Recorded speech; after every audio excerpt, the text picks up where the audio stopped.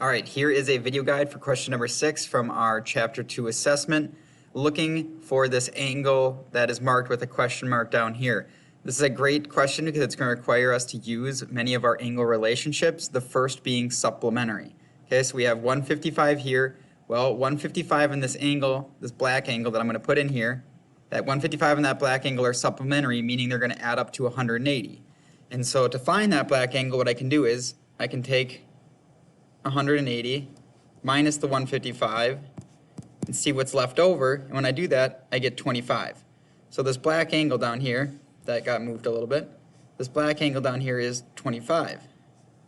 Now we can use another angle relationship here to figure out what this red angle is, and that angle relationship we can use now is the triangle sum theorem. And the triangle sum theorem tells me all three angles in a triangle, which this is, need to add up to 180.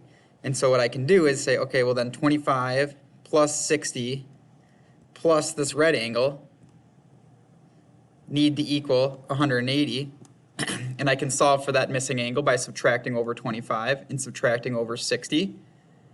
And when I do that, I get that I have, let me check with my calculator again quick so I don't screw it up, 180 minus 60 minus 25, and that gives me 95 here is the red angle.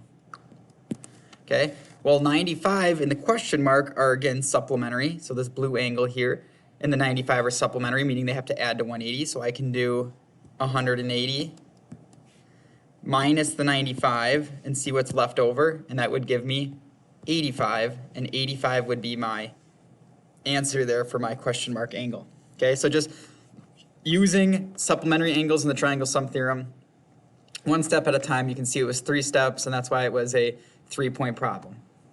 And if you have any questions, further questions on questions from the original test, just let me know. I'll help clear them up.